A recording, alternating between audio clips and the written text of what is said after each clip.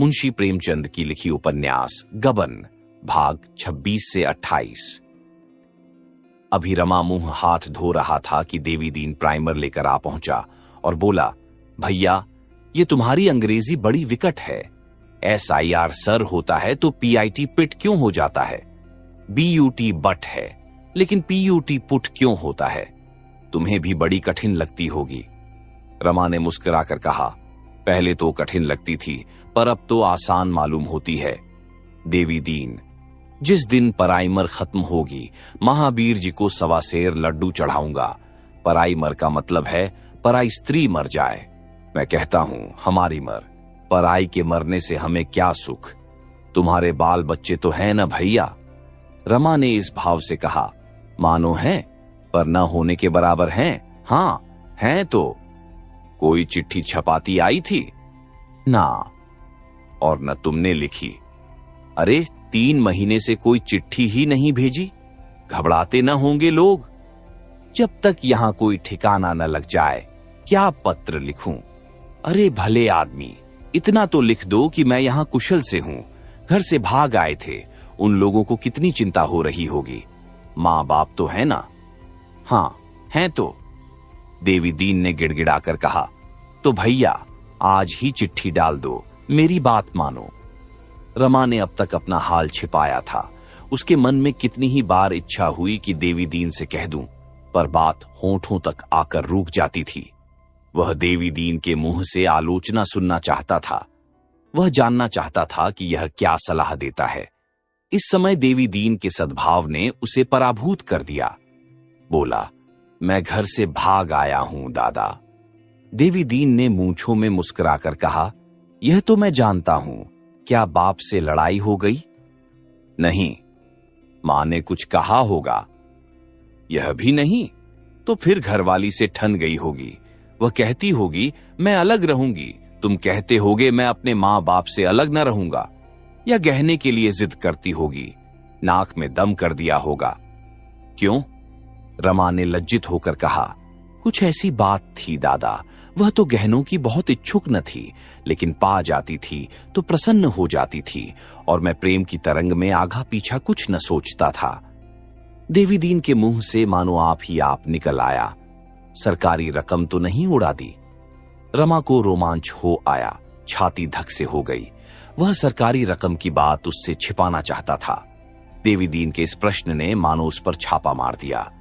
वह कुशल सैनिक की भांति अपनी सेना को घाटियों से जासूसों की आंख बचाकर निकाल ले जाना चाहता था, पर इस छापे ने उसकी सेना को अस्त व्यस्त कर दिया।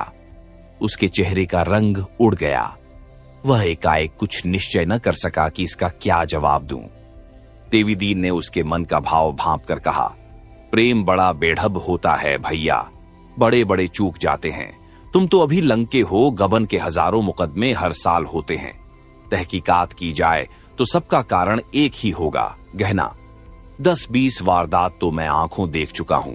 ये रोग ही ऐसा है। औरत मुंह से तो यही कहे जाती है कि यह क्यों लाए, वह क्यों लाए, रुपये कहां से आवेंगे, लेकिन उसका मन आनंद से नाचने लगता है। यहीं एक डाक बाबू रहते थे, बेचारे ने छुरी से गला काट लिया। एक दूसरे मियां साहब को मैं जानता हूं, जिनको 5 साल की सजा हो गई, जेहल में मर गए। एक तीसरे पंडित जी को जानता हूं, जिन्होंने अफीम खाकर जान दे दी। बुरा रोग है, दूसरों को क्या कहूं, मैं ही 3 साल की सजा काट चुका हूं। जवानी की बात है, जब इस बुढ़िया पर जोबन था, ताकती थी तो मानो कलेजे पर तीर चला देती थी। मैं डाकिया था, मनी ऑर्डर तकसीम किया करता था। ये कानों के झुमकों के लिए जान खा रही थी, कहती थी सोने ही के लूंगी। इसका बाप चौधरी था, मेवे की दुकान थी, मिजाज बढ़ा हुआ था। मुझ पर प्रेम का नशा छाया हुआ था। अपनी आमदनी की डींगे मारता रहता था। कभी फूल के हार लाता, कभी मिठाई, कभी अतर फुलेलब शहर का हल्का था। जमाना अच्छा था, दुकानदारों से जो चीज मांग लेता मिल जाती थी। आखिर मैंने एक मनी ऑर्डर पर झूठे दस्तखत बनाकर रुपये उड़ा लिए। कुल 30 रुपये थे। झुमके लाकर इसे दिए। इतनी खुश हुई कि कुछ न पूछो, लेकिन एक ही महीने में चोरी पकड़ ली गई। 3 साल की सजा हो गई। सजा काट कर निकला तो यहां भाग आया। फिर कभी घर नहीं गया। ये मुंह कैसे दिखाता? हाँ, घर पत्र भेज दिया। बुढ़िया खबर पाते ही चली आई। ये सब कुछ हुआ, मगर गहनों से उसका पेट नहीं भरा। जब देखो कुछ न कुछ बनता ही रहता है। एक चीज आज बनवाई, कल उसी को तोड़वाकर कोई दूसरी चीज बनवाई, यही तार चला जाता है। एक सोनार मिल गया है, मजूरी में साफ भाजी ले जाता है। मेरी तो सलाह है, घर पर एक खत लिख दो, लेकिन पुलिस तो तुम्हारी टोह में होगी। कहीं पता मिल गया तो काम बिगड़ जाएगा। मैं न किसी से एक खत लिखाकर भेज दूं। रमा ने आग्रह पूर्वक कहा। नहीं दादा, दया करो, अनर्थ हो जाएगा। पुलिस से ज्यादा तो मुझे घर वालों का भय है। देवी दीन घर वाले खबर पाते ही आ जाएंगे, यह चर्चा ही न उठेगी। उनकी कोई चिंता नहीं, डर पुलिस ही का है। रमानाथ, मैं सजा से बिल्कुल नहीं डरता। तुमसे कहा नहीं, एक दिन मुझे वाचनालय में जान पहचान की एक स्त्री दिखाई दी।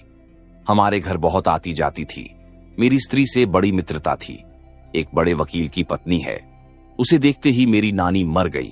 ऐसा सिटपिटा गया कि उसकी ओर ताकने की हिम्मतन पड़ी। चुपके से उठकर पीछे के बरामदे में जा छिपा। अगर उस वक्त उससे 2-4 बातें कर लेता तो घर का सारा समाचार मालूम हो जाता, और मुझे यह विश्वास है कि वह इस मुलाकात की किसी से चर्चा भी न करती, मेरी पत्नी से भी न कहती। लेकिन मेरी हिम्मत ही न पड़ी। अब अगर मिलना भी चाहूं तो नहीं मिल सकता। उसका पता ठिकाना कुछ भी तो नहीं मालूम। देवी दीन तो फिर उसी को क्यों नहीं एक चिट्ठी लिखते। रमानाथ, चिट्ठी तो मुझसे न लिखी जाएगी। देवी दीन, तो कब तक चिट्ठी न लिखोगे? रमानाथ, देखा चाहिए। देवी दीन, पुलिस तुम्हारी टोह में होगी। देवी दीन चिंता में डूब गया। रमा को भ्रम हुआ, शायद पुलिस का भय इसे चिंतित कर रहा है। बोला, हां, इसकी शंका मुझे हमेशा बनी रहती है।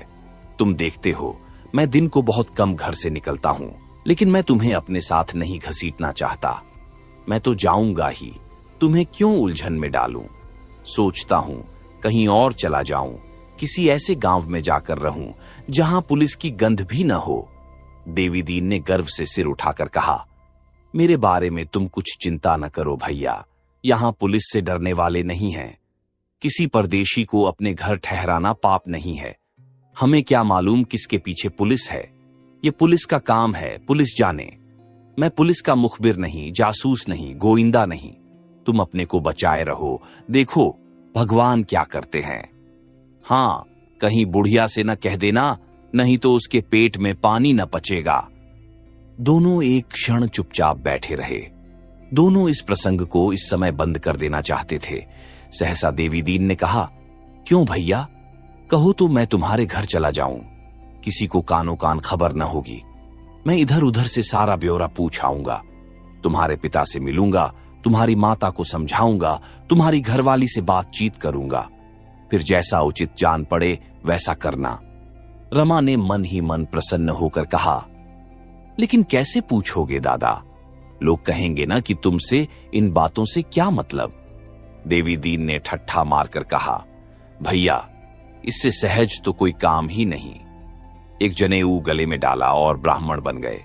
फिर चाहे हाथ देखो, चाहे कुंडली बांचो, चाहे सगुन विचारो, सब कुछ कर सकते हो। बुढ़िया भिक्षा लेकर आवेगी। उसे देखते ही कहूंगा, माता, तेरे को पुत्र के परदेश जाने का बड़ा कष्ट है। क्या तेरा कोई पुत्र विदेश गया है? इतना सुनते ही घर भर के लोग आ जाएंगे।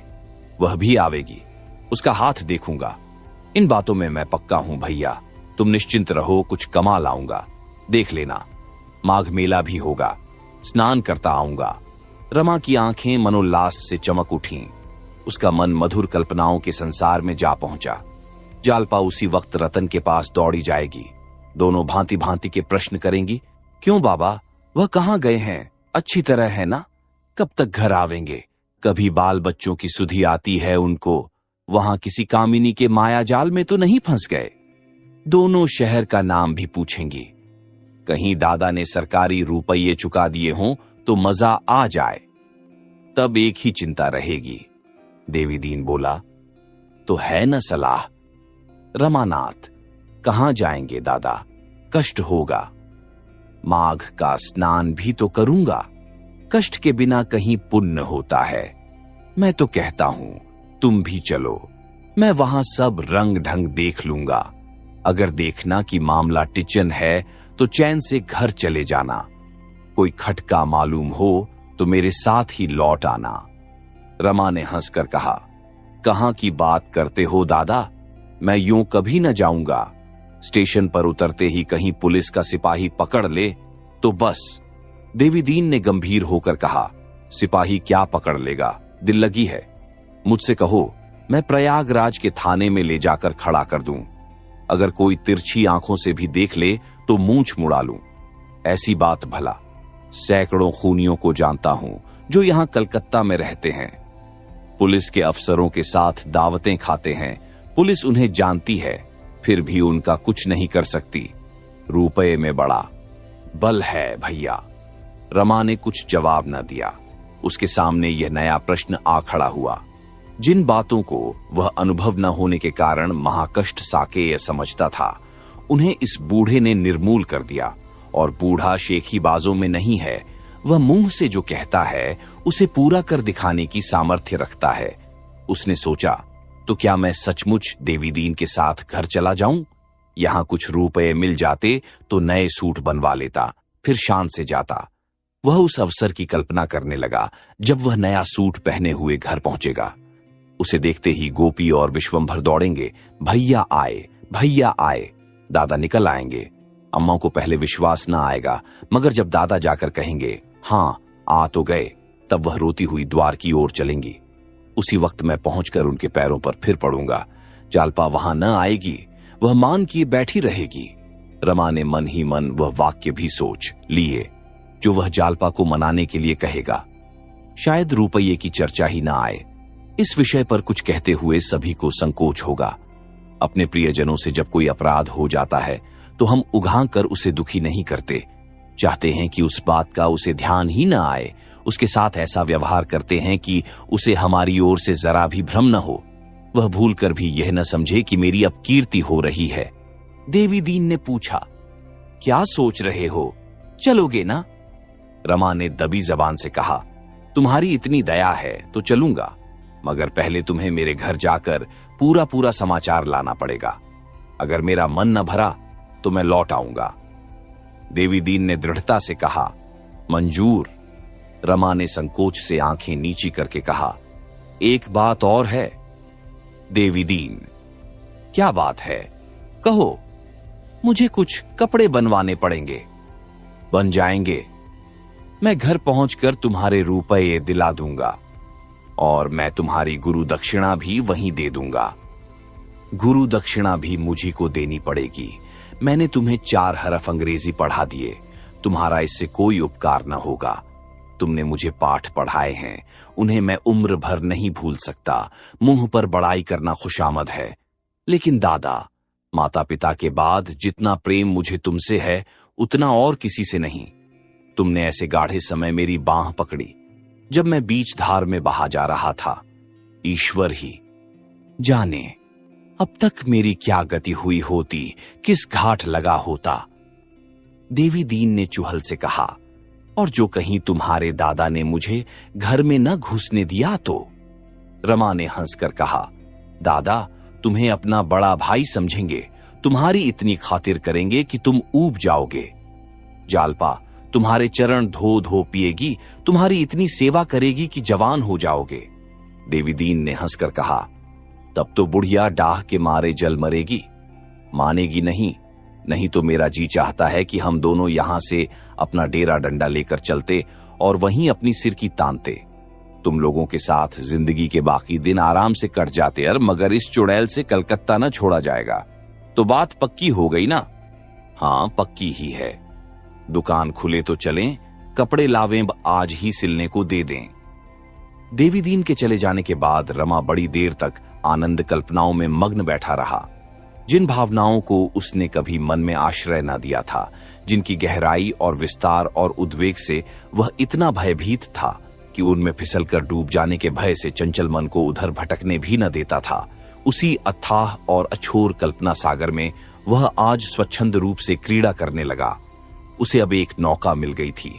वह त्रिवेणी की सैर, वह अल्फ्रेड पार्क की बहार, वह खुसरो बाग का आनंद, वह मित्रों के जलसे, सब याद आकर हृदय को गुदगुदाने लगे। रमेश उसे देखते ही गले लिपट जाएंगे। मित्रगण पूछेंगे, कहां गए थे यार, खूब सैर की। रतन उसकी खबर पाते ही दौड़ी आएगी और पूछेगी, तुम कहां ठहरे थे बाबूजी? मैंने सारा कलकत्ता छान मारा। फिर जालपा की मान प्रतिमा सामने आ खड़ी हुई। सहसा देवी दीन ने आकर कहा, भैया 10 बज गए, चलो बाजार होते आवे। रमा ने चौंक कर पूछा, क्या 10 बज गए? देवी दीन, 10 नहीं 11 का अमल होगा। रमा चलने को तैयार हुआ, लेकिन द्वार तक आकर रुक गया। देवी दीन ने पूछा, क्यों खड़े कैसे हो गए? तुम ही चले जाओ, मैं जाकर क्या करूंगा? क्या डर रहे हो? नहीं, डर नहीं रहा हूं, मगर क्या फायदा? मैं अकेले जाकर क्या करूंगा? मुझे क्या मालूम तुम्हें कौन कपड़ा पसंद है? चलकर अपनी पसंद से ले लो, वहीं दर्जी को दे देंगे। तुम जैसा कपड़ा चाहे ले लेना, मुझे सब पंसद है। तुम्हें डर किस बात का है? पुलिस तुम्हारा कुछ नहीं करेगी, कोई तुम्हारी तरफ ताकेगा भी नहीं। मैं डर नहीं रहा हूं दादा, जाने की इच्छा नहीं है। डर नहीं रहे हो तो क्या कर रहे हो? कह रहा हूं कि कोई तुम्हें कुछ न कहेगा, इसका मेरा जिम्मा, मुदा तुम्हारी जान निकली जाती है। देवी दीन ने बहुत समझाया, आश्वासन दिया, पर रमा जाने पर राजी न हुआ।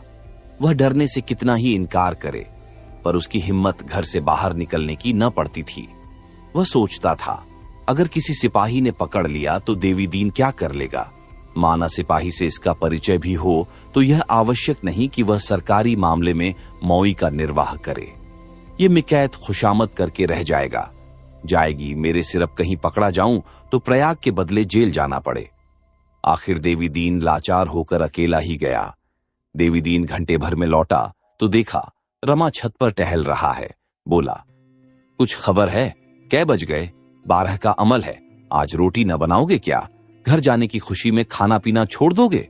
रमा ने झेप कर कहा, बना लूंगा दादा, जल्दी क्या है? ये देखो नमूने लाया हूं, इनमें जौन सा पसंद करो ले लूं। ये कहकर देवी दीन ने ऊनी और रेशमी कपड़ों के सैकड़ों नमूने निकालकर रख दिए।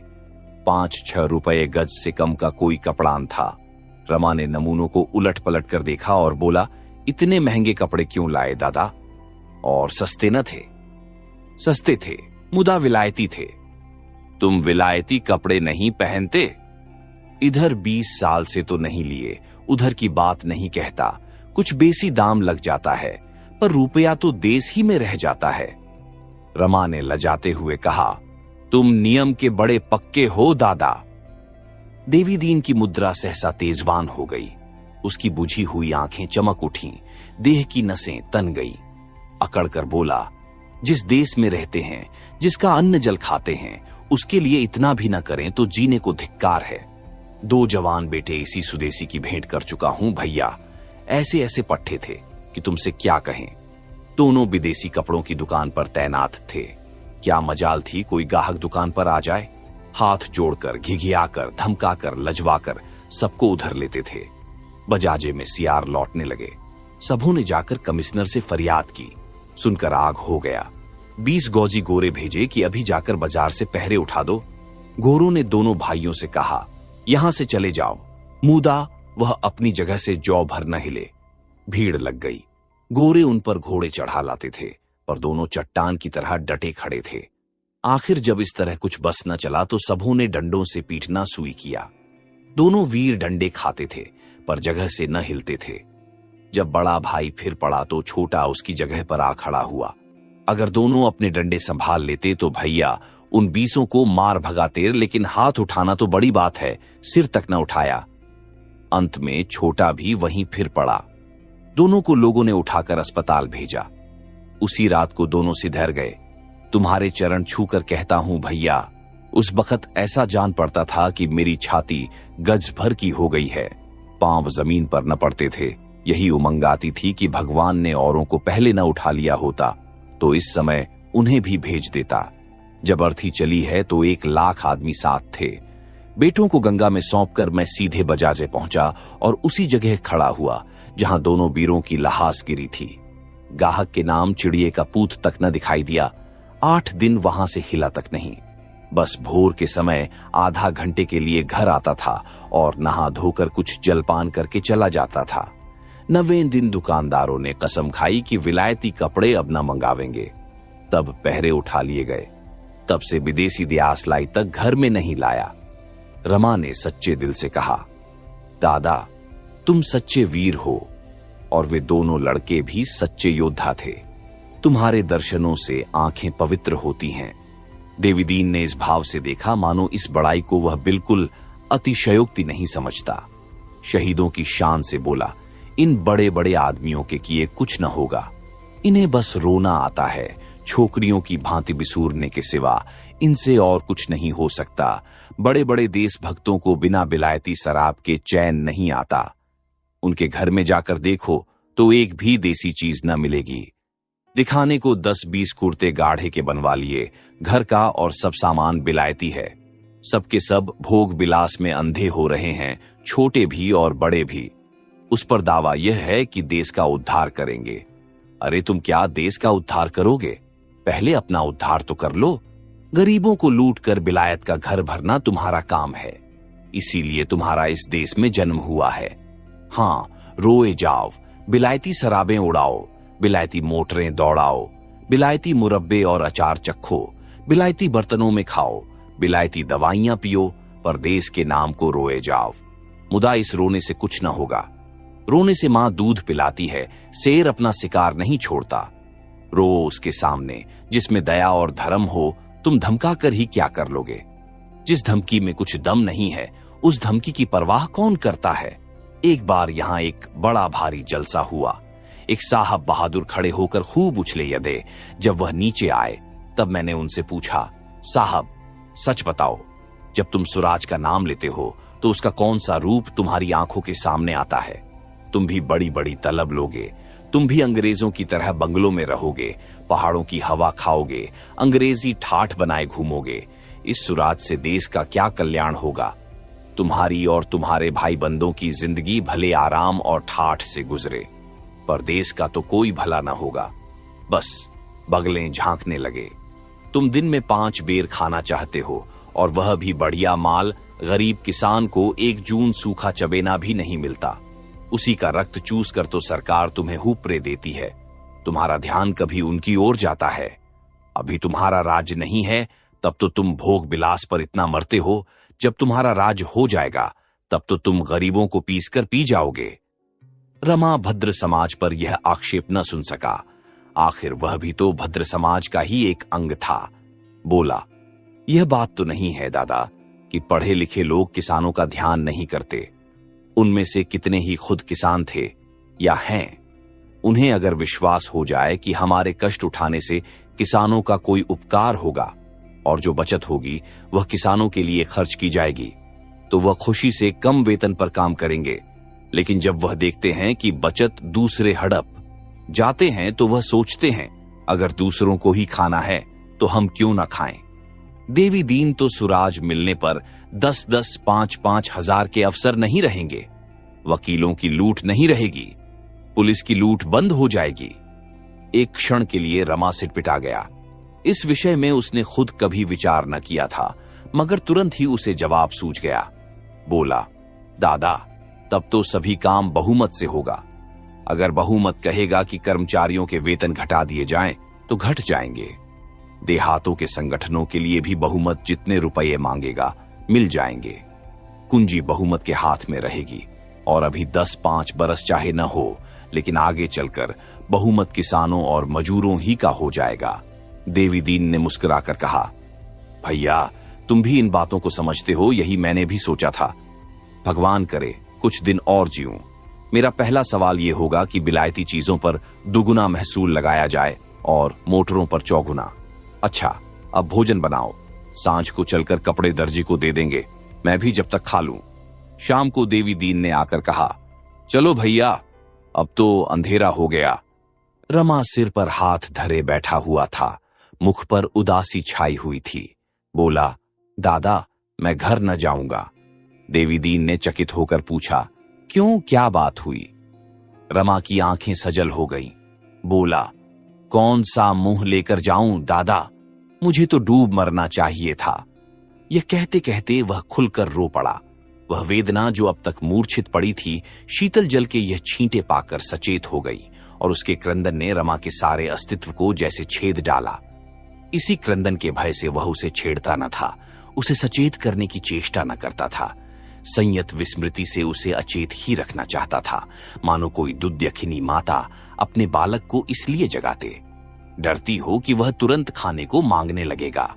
कई दिनों के बाद एक दिन कोई 8 बजे रमा पुस्तकालय से लौट रहा था कि मार्ग में उसे कई युवक शतरंज के किसी नक्शे की बातचीत करते मिले। यह नक्शा वहां के एक हिंदी दैनिक पत्र में छपा था और उसे हल करने वाले को 50 रुपये इनाम देने का वचन दिया गया था। नक्शा असाकेय सा जान पड़ता था। कम से कम इन युवकों की बातचीत से ऐसा ही टपकता था। यह भी मालूम हुआ कि वहां के और भी कितने ही शतरंजबाजों ने उसे हल करने के लिए भरपूर जोर लगाया, पर कुछ पेश न गई। अब रमा को याद आया कि पुस्तकालय में एक पत्र पर बहुत से आदमी झुके हुए थे और उस नक्शे की नकल कर रहे थे। जो आता था 2-4 मिनट तक वह पत्र देख लेता था। अब मालूम हुआ यह बात थी। रमा का इनमें से किसी से भी परिचय न था, पर वह यह नक्शा देखने के लिए इतना उत्सुक हो रहा था कि उससे बिना पूछे न रहा गया। बोला, आप लोगों में किसी के पास वह नक्शा है? युवकों ने एक कंबलपोश आदमी को नक्शे की बात पूछते सुना तो समझे कोई अताई होगा। एक ने रूखाई से कहा, हाँ है तो, मगर तुम देखकर क्या करोगे, यहां अच्छे अच्छे गोते खा रहे हैं। एक महाशय जो शतरंज में अपना सानी नहीं रखते, उसे हल करने के लिए 100 रुपये अपने पास से देने को तैयार हैं। ओ, दूसरा युवक बोला, दिखा क्यों नहीं देते जी, कौन जाने यही बेचारे हल कर लें, शायद इन्हीं की सूझ लड़ जाए। इस प्रेरणा में सज्जनता नहीं व्यंग्य था, उसमें यह भाव छिपा था कि हमें दिखाने में कोई उज्र नहीं है, देखकर अपनी आंखों को तअप्त कर लो, मगर तुम जैसे उल्लू उसे समझ ही नहीं सकते। हल क्या करेंगे? जान पहचान की एक दुकान में जाकर उन्होंने रमा को नक्शा दिखाया। रमा को तुरंत याद आ गया, यह नक्शा पहले भी कहीं देखा है। सोचने लगा, कहां देखा है? एक युवक ने छुटकी ली, आपने तो हल कर लिया होगा। दूसरा, अभी नहीं किया तो एक क्षण में किए लेते हैं। तीसरा, जरा 2-1 चाल बताइए तो। रमा ने उत्तेजित होकर कहा, यह मैं नहीं कहता कि मैं उसे हल कर ही लूंगा, मगर ऐसा नक्शा मैंने एक बार हल किया है और संभव है इसे भी हल कर लूं। जरा कागज पेंसिल दीजिए तो नकल कर लूं। युवकों का अविश्वास कुछ कम हुआ। रमा को कागज पेंसिल मिल गया। एक क्षण में उसने नक्शा नकल कर लिया और युवकों को धन्यवाद देकर चला। एकाएक उसने फिरकर पूछा, जवाब किसके पास भेजना होगा? एक युवक ने कहा, प्रजामित्र के संपादक के पास। रमा ने घर पहुंचकर उस नक्शे पर दिमाग लगाना शुरू किया, लेकिन मोहरों की चालें सोचने की जगह वह यही सोच रहा था कि यह नक्शा कहां देखा। शायद याद आते ही उसे नक्शे का हल भी सूझ जाएगा। अन्य प्राणियों की तरह मस्तिष्क भी कार्य में तत्पर न होकर बहाने खोजता है। कोई आधार मिल जाने से वह मानो छुट्टी पा जाता है। रमा आधी रात तक नक्शा सामने खोले बैठा रहा। शतरंज की जो बड़ी बड़ी मार्के की बाजियां खेली थीं, उन सब का नक्शा उसे याद था, पर यह नक्शा कहां देखा? सहसा उसकी आंखों के सामने बिजली सी कौंधं गई, खोई हुई स्मृति मिल गई। आहा, राजा साहब ने यह नक्शा दिया था। हाँ ठीक है, लगातार 3 दिन दिमाग लड़ाने के बाद इसे उसने हल किया था। नक्शे की नकल भी कर लाया था। फिर तो उसे एक एक चाल याद आ गई। एक क्षण में नक्शा हल हो गया।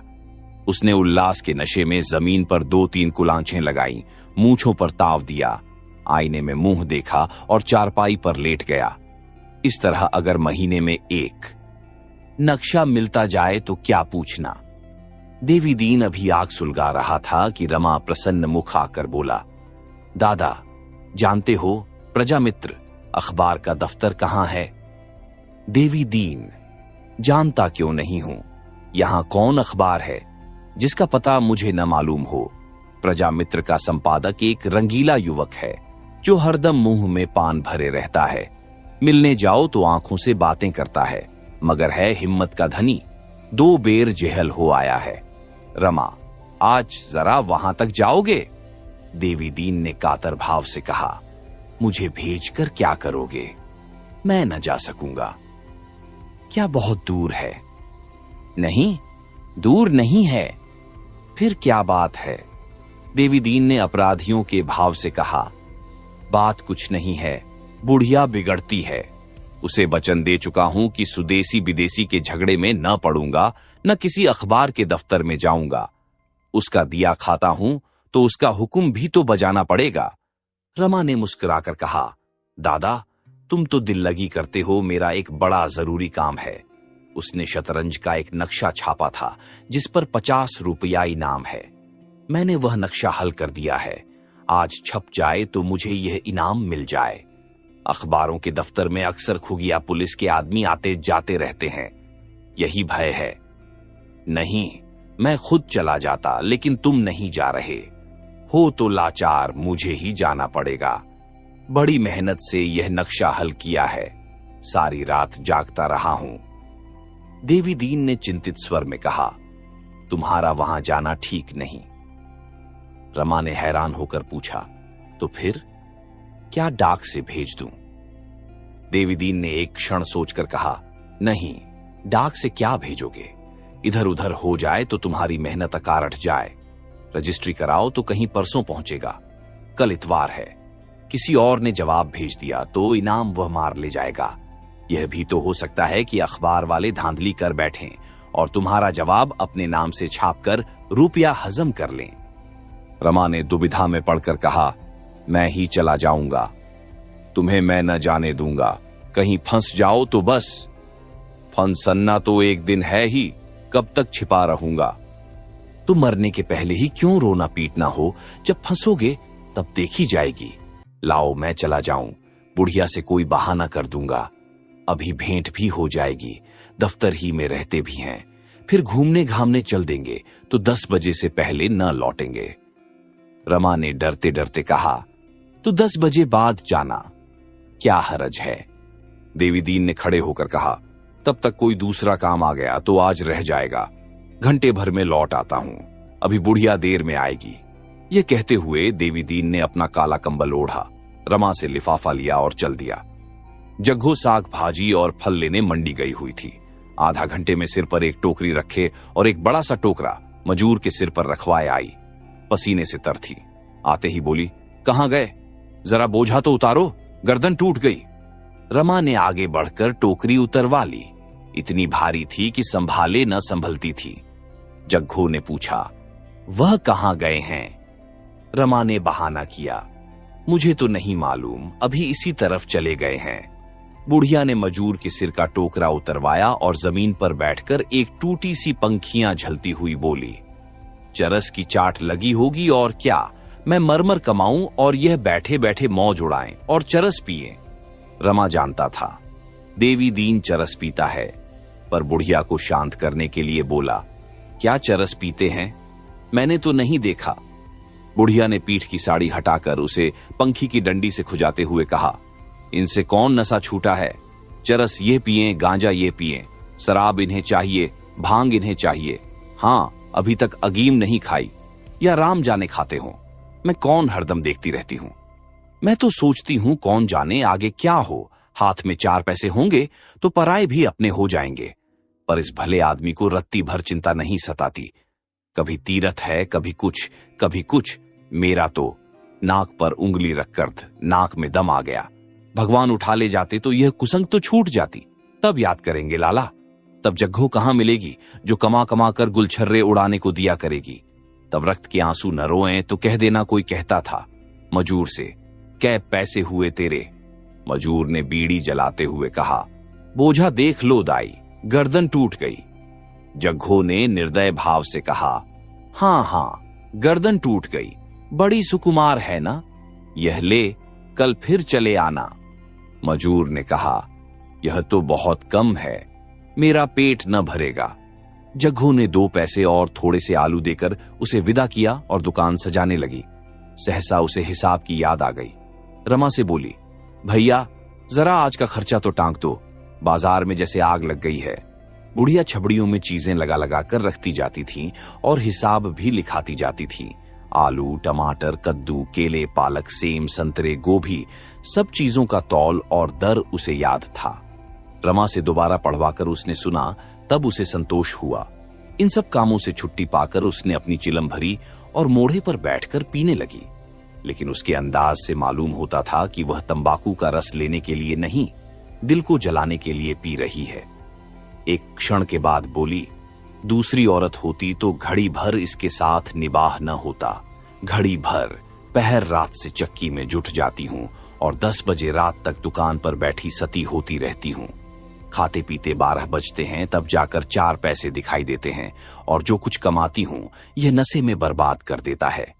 7 कोठरी में छिपा के रखूं, पर इसकी निगाह पहुंच जाती है, निकाल लेता है। कभी एक आध चीज बस्त बनवा लेती हूं तो वह आंखों में गड़ने लगती है, तानों से छेदने लगता है। भाग में लड़कों का सुख भोगना नहीं बदा था तो क्या करूं?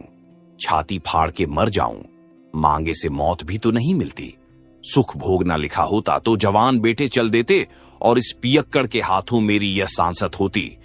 इसी ने सुदेसी के झगड़े में पड़कर मेरे लालों की जान ली। आओ इस कोठरी में भैया, तुम्हें मुकद्दर की जोड़ी दिखाऊं। दोनों इस जोड़ी से 500-500 हाथ उधरते थे। अंधेरी कोठरी में जाकर रमा ने मुकद्दर की जोड़ी देखी। उस पर वार्निश थी, साफ सुथरी, मानो अब भी किसी ने उधर कर रख दिया हो।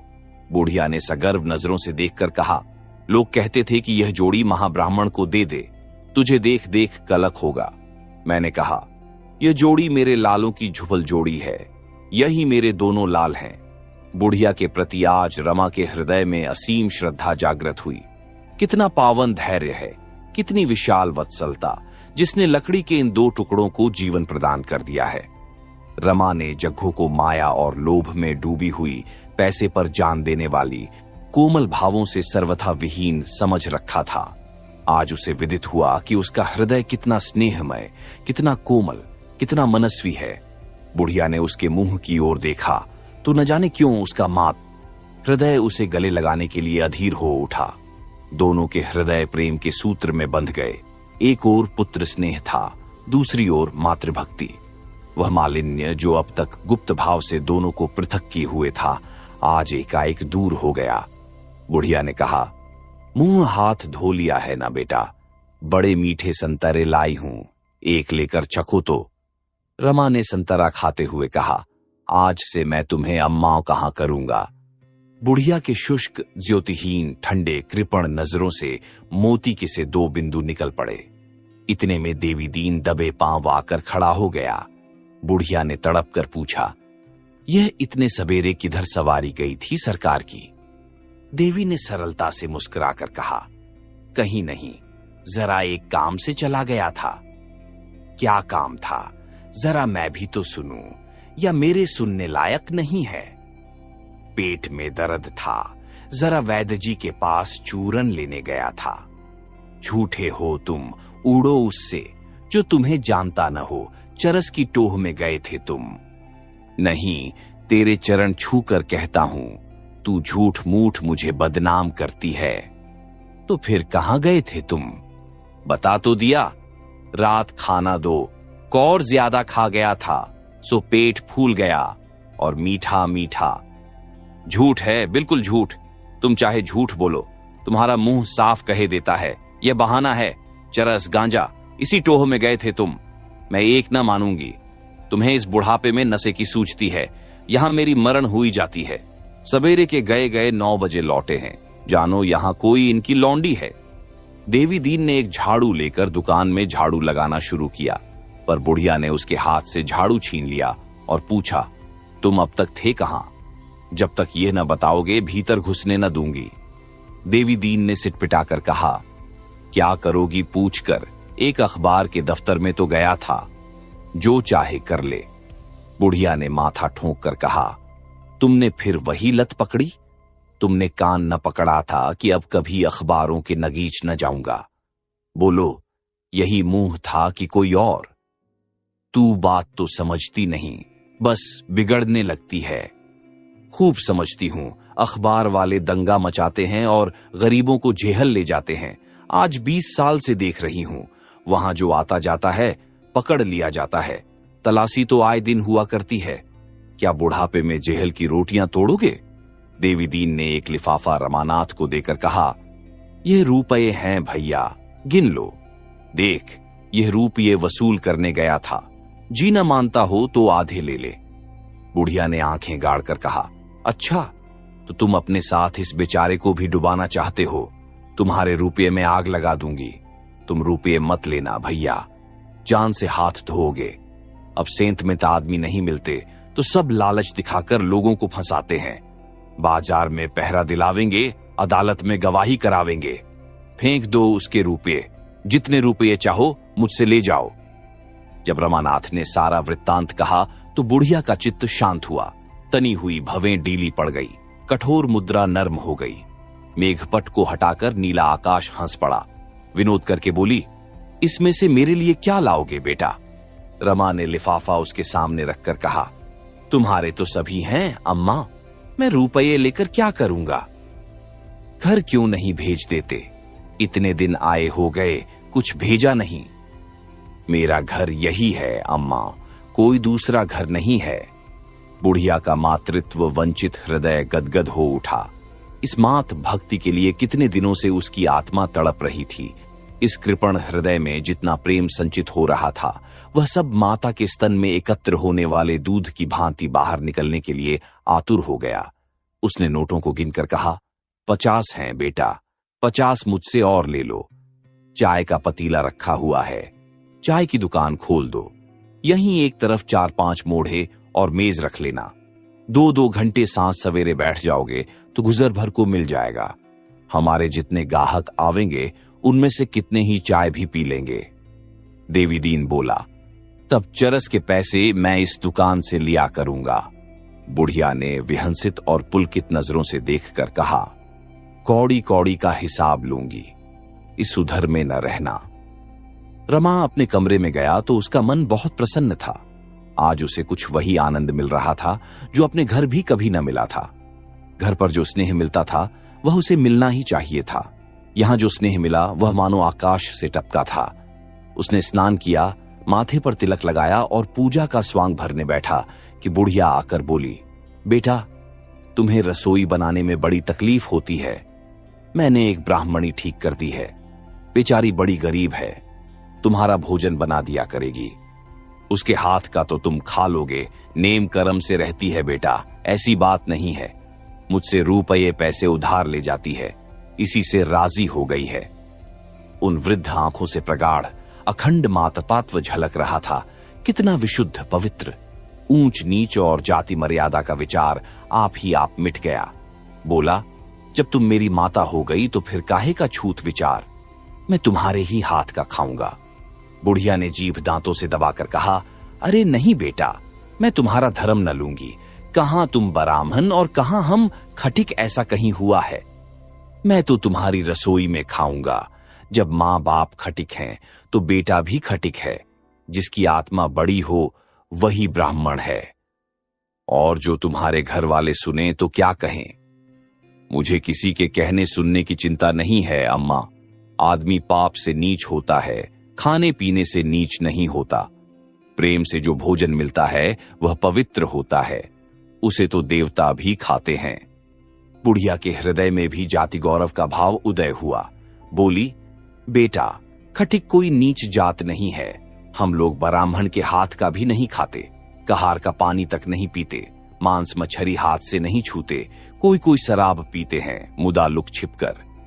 इसने किसी को नहीं छोड़ा बेटा। बड़े बड़े तिलकधारी गटाफट पीते हैं, लेकिन मेरी रोटियां तुम्हें अच्छी नहीं लगेंगी। रमा ने मुस्कुराकर कहा, प्रेम की रोटियों में अमसात रहता है अम्मा, चाहे गेहूं की हो या बाजरे की। बुढ़िया यहां से चली तो मानो अंचल में आनंद की निधि भरे हो। जब से रमा चला गया था, रतन को जालपा के विषय में बड़ी चिंता हो गई थी। वह किसी बहाने से उसकी मदद करते रहना चाहती थी। इसके साथ ही यह भी चाहती थी कि जालपा किसी तरह ताड़ने न पाए। अगर कुछ रुपया खर्च करके भी रमा का पता चल सकता तो वह सहर्ष खर्च कर देती। जालपा की वह रोती हुई आंख देखकर उसका हृदय महसूस उठता था। वह उसे प्रसन्न मुख देखना चाहती थी। अपने अंधेरे रोने घर से ऊब कर वह जालपा के घर चली जाया करती थी। वहां घड़ी भर हंस बोल लेने से उसका चित्त प्रसन्न हो जाता था। अब वहां भी वही नहूसत छा गई। यहां आकर उसे अनुभव होता था कि मैं भी संसार में हूं, उस संसार में जहां जीवन है, लालसा है, प्रेम है, विनोद है। उसका अपना जीवन तो व्रत की वेदी पर अर्पित हो गया था। वह तन मन से उस व्रत का पालन करती थी, पर शिवलिंग के ऊपर रखे हुए घट में क्या वह प्रवाह है, तरंग है, नाद है जो सरिता में है? वह शिव के मस्तक को शीतल करता रहे, यही उसका काम है। लेकिन क्या उसमें सरिता के प्रवाह और तरंग और नाद का लोप नहीं हो गया है? इसमें संदेह नहीं कि नगर के प्रतिष्ठित और संपन्न घरों से रतन का परिचय था, लेकिन जहां प्रतिष्ठा थी वहां तकल्लुक था, दिखावा था, ईर्ष्या थी, निंदा थी। क्लब के संसर्ग से भी उसे अरुचि हो गई थी। वहां विनोद अवश्य था, क्रीड़ा अवश्य थी, किंतु पुरुषों के आतुर नो भी थे, विकल हृदय भी, उन्मत्त शब्द भी। जालपा के घर अगर वह शान न थी, वह दौलत न थी, तो वह दिखावा भी न था, वह ईर्ष्या भी न थी। रमा जवान था, रूपवान था, चाहे रसिक भी हो, पर रतन को अभी तक उसके विषय में संदेह करने का कोई अवसर न मिला था, और जालपा जैसी सुंदरी के रहते हुए उसकी संभावना भी न थी। जीवन के बाजार में और सभी दुकानदारों की कुटिलता और झट्टूपन से तंग आकर उसने इस छोटी सी दुकान का आश्रय लिया था, किंतु यह दुकान भी टूट गई। अब वह जीवन की सामग्रियां कहां बेसाहेगी, सच्चा माल कहां पावेगी? एक दिन वह ग्रामोफोन लाई और शाम तक बजाती रही। दूसरे दिन ताजे मेवों की एक कटोरी लाकर रख गई। जब आती तो कोई सौगात लिए आती। अब तक वह जागेश्वरी से बहुत कम मिलती थी, पर अब बहुधा उसके पास आ बैठती और इधर उधर की बातें करती। कभी कभी उसके सिर में तेल डालती और बाल गूंथती। गोपी और विश्वंभर से भी अब स्नेह हो गया। कभी कभी दोनों को मोटर पर घुमाने ले जाती। सियल से आते ही दोनों उसके बंगले पर पहुंच जाते और कई लड़कों के साथ वहां खेलते। उनके रोने चिल्लाने और झगड़ने में रतन को हार्दिक आनंद प्राप्त होता था। वकील साहब को भी अब रमा के घर वालों से कुछ आत्मीयता हो गई थी। बार बार पूछते रहते थे, रमा बाबू का कोई खत आया, कुछ पता लगा, उन लोगों को कोई तकलीफ तो नहीं है? एक दिन रतन आई तो चेहरा उतरा हुआ था, आंखें भारी हो रही थीं। जालपा ने पूछा, आज जी अच्छा नहीं है क्या? रतन ने कुंठित स्वर में कहा, जी तो अच्छा है, पर रात भर जागना पड़ा। रात से उन्हें बड़ा कष्ट है। झाड़ों में उनको दमे का दौरा हो जाता है। बेचारे झाड़ों भर एम्लशन और सन्नाटोजन और न जाने कौन कौन से रस खाते रहते हैं, पर यह रोग गला नहीं छोड़ता। कलकत्ता में एक नामी वैद्य है, अब की उन्हीं से इलाज कराने का इरादा है। कल चली जाऊंगी। मुझे ले तो नहीं जाना चाहते, कहते हैं वहां बहुत कष्ट होगा, लेकिन मेरा जी नहीं मानता। कोई बोलने वाला तो होना चाहिए। वहां 2 बार हो आई हूं और जब जब गई हूं बीमार हो गई हूं। मुझे वहां जरा भी अच्छा नहीं लगता, लेकिन अपने आराम को देखूं या उनकी बीमारी को देखूं।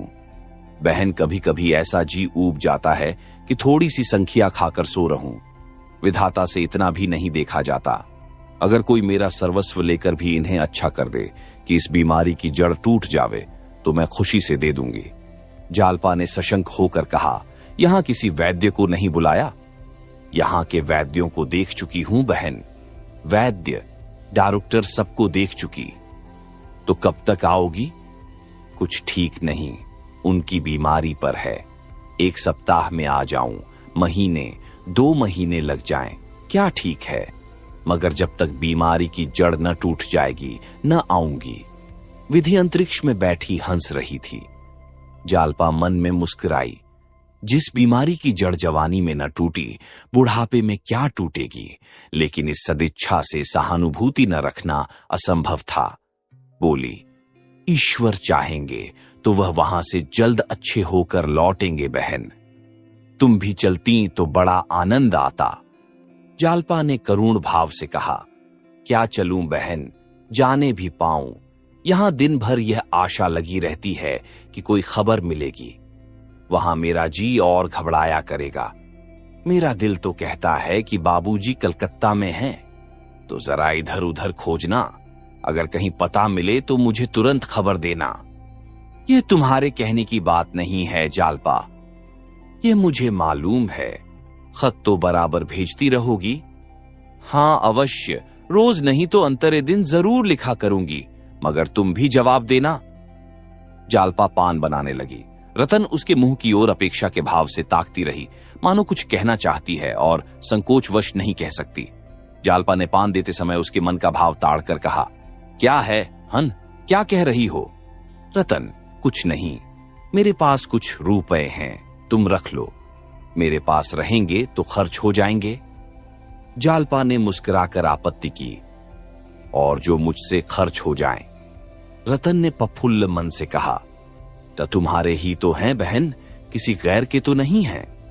जालपा विचारों में डूबी हुई जमीन की तरफ ताकती रही, कुछ जवाब न दिया। रतन ने शिकव्वे के अंदाज से कहा, तुमने कुछ जवाब नहीं दिया बहन, मेरी समझ में नहीं आता। तुम मुझसे खिंची क्यों रहती हो? मैं चाहती हूं हम में और तुम में जरा भी अंतर न रहे, लेकिन तुम मुझसे दूर भागती हो। अगर मान लो मेरे 150 रुपए तुम्ही से खर्च हो गए तो क्या हुआ? बहनों में तो ऐसा कौड़ी कौड़ी का हिसाब नहीं होता। जालपा ने गंभीर होकर कहा, कुछ कहूं? बुरा तो न मानोगी? बुरा मानने की बात होगी तो जरूर बुरा मानूंगी। मैं तुम्हारा दिल दुखाने के लिए नहीं कहती। संभव है तुम्हें बुरी लगे। तुम अपने मन में सोचो, तुम्हारे इस बहनापे में दया का भाव मिला हुआ है या नहीं? तुम मेरी गरीबी पर तरस खाकर। रतन ने लपक कर दोनों हाथों से उसका मुंह बंद कर दिया और बोली, बस अब रहने दो। तुम चाहे जो ख्याल करो, मगर यह भाव कभी मेरे मन में न था और न हो सकता है। मैं तो जानती हूं, अगर मुझे भूख लगी हो तो मैं निसंकोच होकर तुमसे कह दूंगी, बहन मुझे कुछ खाने को दो, भूखी हूं। जालपा ने उसी निर्ममता से कहा, इस समय तुम ऐसा कह सकती हो। तुम जानती हो कि किसी दूसरे समय तुम पूरियों या रोटियों के बदले मेवे खिला सकती हो, लेकिन ईश्वर न करे कोई ऐसा समय आए जब तुम्हारे घर में रोटी का टुकड़ान हो, तो शायद तुम इतनी निसंकोच न हो सको। रतन ने दृढ़ता से कहा, मुझे उस दशा में भी तुमसे मांगने में संकोच न होगा। मैत्री परिस्थितियों का विचार नहीं करती। अगर यह विचार बना रहे तो समझ लो मैत्री नहीं है। ऐसी बातें करके तुम मेरा द्वार बंद कर रही हो। मैंने मन में समझा था तुम्हारे साथ जीवन के दिन काट दूंगी, लेकिन तुम अभी से चेतावनी दिए देती हो। अभागों को प्रेम की भिक्षा भी नहीं मिलती। ये कहते कहते रतन की आंखें सजल हो गईं। जालपा अपने को दुखिनी समझ रही थी और दुखी जनों को निर्मम सत्य कहने की स्वाधीनता होती है, लेकिन रतन की मनोव्यथा उसकी व्यथा से कहीं विदारक थी। जालपा के पति के लौट आने की अब भी आशा थी। वह जवान है, उसके आते ही जालपा को ये बुरे दिन भूल जाएंगे। उसकी आशाओं का सूर्य फिर उदय होगा, उसकी इच्छाएं फिर फले फूलेंगी। भविष्य अपनी सारी आशाओं और आकांक्षाओं के साथ उसके सामने था, विशाल उज्ज्वल रमणीक। अब रतन का भविष्य क्या था? कुछ नहीं, शून्य, अंधकार। जालपा आंखें पोंछकर उठ खड़ी हुई, बोली, पत्रों के जवाब देती रहना, रुपये देती जाओ। रतन ने पर्स से नोटों का एक बंडल निकालकर उसके सामने रख दिया, पर उसके चेहरे पर प्रसन्नता न थी।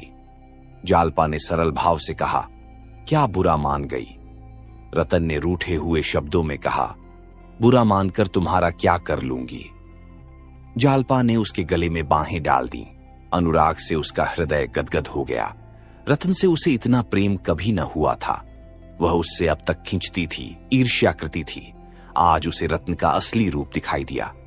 ये सचमुच अभागिनी है और मुझसे बढ़कर। एक क्षण बाद रतन आंखों में आंसू और हंसी एक साथ भरे विदा हो गई। आप सुन रहे थे मुंशी प्रेमचंद की लिखी उपन्यास गबन।